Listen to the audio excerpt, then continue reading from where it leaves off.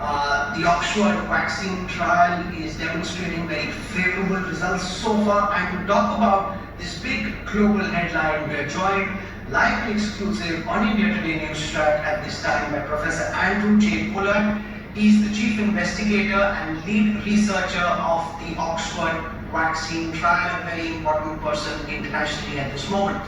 With us for a perspective on what will happen once and if the vaccine gets approval in the UK, we've got Adhar Poonawala, Chief Executive Officer of the Serum Institute of India, which is the world's largest vaccine manufacturer. And I want to go across to Professor Andrew Pollard first. Professor Pollard, congratulations.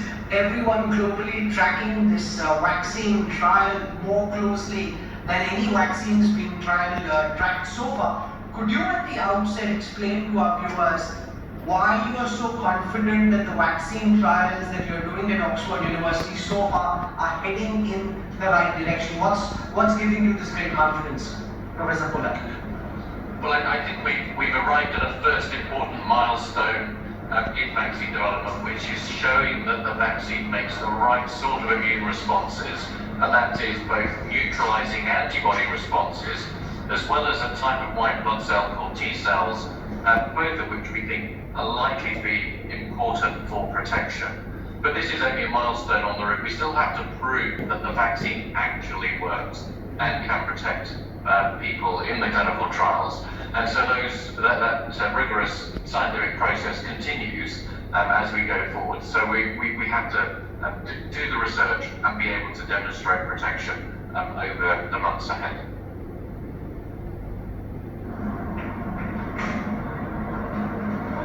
So the next question, what do you believe, Andrew Pollard, would be the next milestone everybody needs to look out for? And what are the kind of pitfalls that you and the team at Oxford University are currently trying to avoid?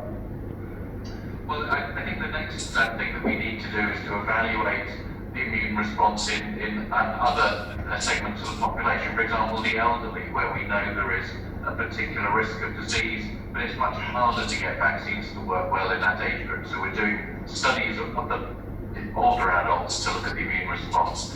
But the next really big milestone is this question of protection. Can we show in the trials that the vaccine prevents disease? And that's something which we're working very hard with investigators all around the UK, as well as in Brazil and in South Africa, to get to that critical endpoint.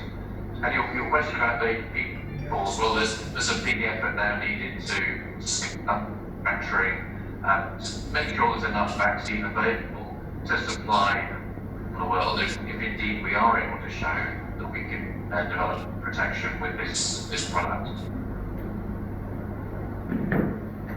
So that's why Adhar Poonawala fits into this picture, the need to scale up vaccine manufacturing. Adhar, can you explain to our viewers who are waiting very anxiously for this vaccine to become available, the kind of plans you've made to be able to roll out the vaccine, the amount of manufacturing you'll be able to do, and the kind of timelines you're looking at, Mr. Poonawala? So Rahul, firstly, can you hear me? The audio had a bit of a problem. Am I? Hello? We hear you fine. Go ahead. I hear you just fine. We've put in a lot of efforts in the OPEX and the CAPEX. So we set aside 2 facilities, exclusively dedicated them for this manufacturing. And in fact, we've even made a few million doses under the test and analysis license. And we're very soon going to apply for this week, in fact, for the large-scale manufacturing license, along with the phase 3 clinical trials that we want to do in India, made from the product made in India.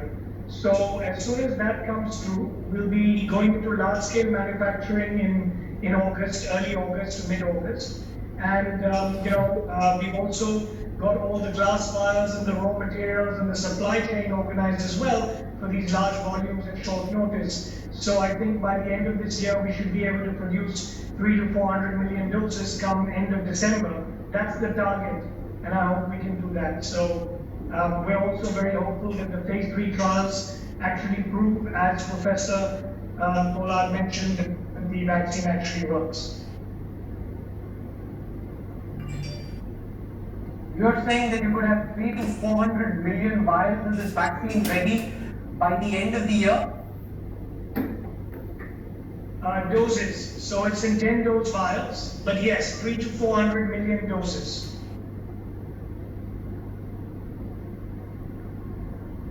That's important. So therefore, Professor Pollard, the next question is about what all could potentially go wrong. Given the fact that this is a trial and we were reading some research that says 100 vaccines go into trial, at the end there's one that gets approval from the drug regulators. What all could potentially go wrong from here till the time you get final sanction to actually roll out this vaccine internationally? Well, I think the major challenge is being able to prove that the vaccine works. And here in the UK at the moment, we had a prolonged period of lockdown and have really suppressed the number of cases. So that makes it much more difficult to demonstrate protection if there's no virus being transmitted in the community. It's quite hard to show protection. But that's why we have trial sites all around the UK and elsewhere to try to make sure that we don't have the risk of just failing to demonstrate the result that we're all after. But I think, as you were just hearing, at the upscaling of manufacturing to the huge numbers of doses that are needed to protect people all around the planet is an enormous challenge. It's never been done before on the scale that we're talking about, with potentially having billions of doses available within less than a year. And I think that is a major challenge technically to do that really heavy lift to make so many doses and to get the process right to allow that to be the end result of these efforts that are going on at Serum Institute of India, as well as with other manufacturing facilities around the world. Now, the one question, Professor Pollard, everybody has when they hear about the vaccine trial being expedited in its fashion is the possibility of side effects. Ordinarily, it takes up to a decade and a half to get approval for a vaccine. Now, they're rushing this process through. The virus only started spreading globally in the early part of the year. By the end of the year, if you actually have a vaccine, which means a process that takes 15 years has been condensed into one. Would we know enough about long-term risk? How do we know that this vaccine, even if it looks safe at this moment, will not have any deleterious effects on our bodies going forward? Although we've been expediting the process because of the urgency of a pandemic, there haven't been any shortcuts, so the quality of the product is looked at in exactly the same way, and the clinical trials are conducted with the same scrutiny that they would be in normal times, with independent safety reviews that are happening very frequently, as well as regulatory oversight of all of the work that we're doing. And I think to that extent, the process that is being undertaken is not really different. It is just happening at an accelerating pace. And I think the one issue, and you raised that, is that we don't have long-term data from even small numbers of individuals, because in a pandemic you don't have time for that. I think though that we do have one particular advantage in that this type of vaccine has been used quite widely before. So this vaccine is based on viral vector, and for example 2 of the Ebola vaccines use viral vectors, both of which are licensed here in Europe. And so I think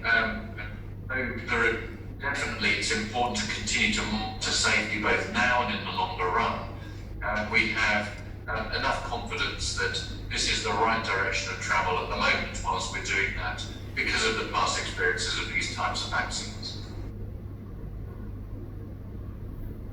So Adhar, this vaccine project is being called the COVID-Shield. Can you give us some details about this, and how does this in your view compare with Vaccin, which is the other big project in which an Indian company, Bharat Biotech, is involved? So how does your effort compare in contrast with what Dr. Adhar and his team at Bharat Biotech are doing?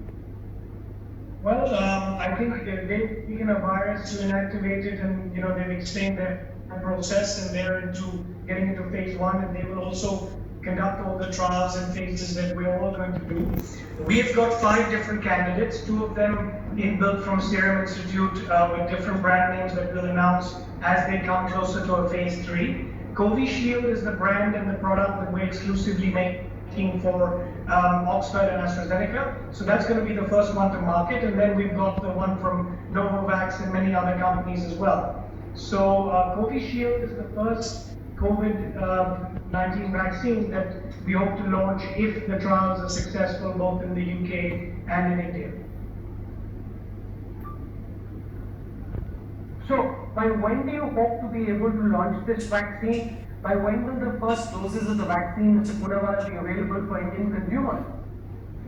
So again, when we said we could make 300 to 400 million doses, by the time they're released by the CDL, which is the central testing labs, and all of that, when it actually reaches people and human beings in large volumes in India and the citizens of India, it would probably be first quarter of 2021. I mean, a few million doses may go out before that, but we're talking the large-scale vaccination programs realistically would probably take off, then, because if we start our phase 3 today, let's say in another 2 weeks from now, we'll still take about 2 months to complete it, and then various other procedures and things, because again, as Professor Pollard said, we're fast-tracking things, but we don't want to circumvent any quality issues, stability issues, production issues, and all of that. So, we will have those doses ready, but by the time a lot of people get it, realistically, probably first quarter 2021. So, explain this to our viewers. Between the time the UK regulators give the go-ahead to the Oxford vaccine and the launch in India, we will need to have trials on this vaccine on Indian citizens as well. When does that process start? What does that process involve, and where are we at in trying to roll out that process? So this week itself, our team is presenting all the data of the phase 1 by 2 study of Oxford and all of the safety data that Oxford has presented, and it's been published in Lancet, and it's excellent. And based on that, we're hoping that the DCGI reviews it and gives us a phase 2 by 3 trial permission in the coming weeks, so that we can start the trial in recruitment and end that trial in the next 2 months, 2.5 months. Because there won't be an issue in recruitment, and the cases in India are still rising. So statistically, to prove whether the vaccine works or not will be relatively easier compared to the UK, where the cases, as Professor Pollard mentioned, are declining. Having said that, we don't know. It'll take 2 to 3 months, and after that, we'll look at a licensure. And in parallel, we're going to be manufacturing the product at risk, like we've mentioned, so that come November, from today, we have 300 to 400 million doses November, December. We know that you're very fond of horses and horse racing, so if I were to draw an analogy from the races, this is a bit of a punt, is it not, Adhar? The hope that in the end the vaccine will prove to be efficacious, and therefore, as a punt, you're keeping the entire manufacturing line ready? Yes, we've sacrificed a lot of other lucrative products, so that in fact, not only keeping the vaccine line ready, but for the last 3 months, we've switched over to the COVID production equipments and all the things that are needed. So, for the next 2 to 3 years, we've dedicated this and committed to the COVID crisis, that whether it's this vaccine or another vaccine, but most probably we really do believe that the AstraZeneca Oxford vaccine has got a very high chance of success. That's why we've taken this punt. We've not taken such a big punt on any other vaccine in starting to manufacture it. In fact, we're not going to be manufacturing many of the other vaccines at risk at all. We're only doing this for the Oxford product because of the confidence we have in Professor Pollard and his team and everyone at Oxford in the great work that they're doing. So we're it's a calculated bet. I wouldn't call it a bet at the races, that would be an uncalculated bet. But this is a very strategic and committed bet. We want to commit that this is going to work, and then we have to, work backwards to do that. So, Professor Pollard, at a time when there are so many Chinese companies in the fray, there are American companies in the fray, there is top private dollar in the race. We've got Old Town University in the UK leading the race. Can you take our viewers behind the scenes a bit at Oxford University and give us a sense of what's happening in the team? How's life been like given that this is almost like the next race to get to the moon. Who gets to the moon first, who gets the first COVID vaccine out, it's a bit of the same. Give us a sense of what it's been like behind the scenes in this vaccine project. Well, I think it's an interesting analogy with the horse races, because in a horse race you really want to just have one winner. But I think here all of us would like to have multiple hits on target. And the reason for that is that, as you were just hearing from Mr. Poonawala, the challenge for the planet is that there are people everywhere who need to be protected from this virus. And it can be very difficult with one vaccine to rapidly get to the point where we have many billions of doses in order to achieve that. So I don't think really this is a competition. We really are racing against the virus, not against each other. And I think it's really important that we continue a collaborative spirit and work together on that. And to your second question about what's life like here, it's been pretty intense over the course of this year so far, since the genetic code of the virus was first known in January.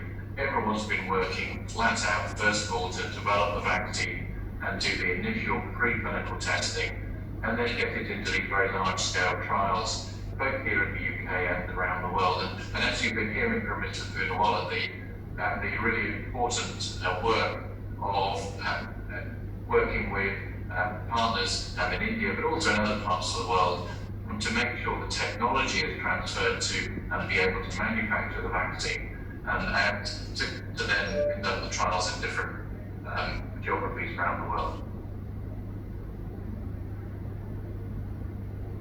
And how do you compare the effort that you're making with, for example, technologies like the one that Moderna is using? And are you keeping an eye on what the Chinese are up to, what the Russians are up to, what the Americans are doing, and trying to collaborate and use their research? Or is it just focused on the effort that the Oxford group is making and not necessarily in collaboration at this moment with the international vaccine trials? Well, we do discuss with the other developers frequently, and I have to say they've been enormously helpful. Right at the beginning, we had some really positive discussions with some of the Chinese vaccine developers who were developing a very similar type of vaccine, and had some really good pointers at the beginning for us. And we've also been discussing with our colleagues in the United States and in other countries around the world about their development programs, and sharing advice and ideas about how to write the clinical trial protocols so that they're lined up about the laboratory testing. It's a very collaborative spirit in this pandemic. Mr. Poonawala, how much will each dose of the vaccine cost? Do you have any sense at this moment? You know, it's still a bit early of how much it will cost. And of course, we're going to give it at a very affordable price. You know, today the testing is 2,500 rupees for a test. You've got remdesivir and other drugs which are going into tens of thousands of rupees. So we're planning to put it at about 1,000 rupees or less than that, you know, as the volumes pick up. And I don't think any citizen of India or any other country most probably is going to have to pay for it, because it's going to be bought by the government mainly and then distributed free. So, but having said that, it will still be very affordable. You know, for the Gavi countries and African countries, we've committed to give it at $2-3 a dose. And so it's going to be, again, in line with our general philosophy of, you know, giving everything at a very affordable price. And we generally don't want to make a profit at all. In fact, in the COVID crisis, in the pandemic state, you know, after the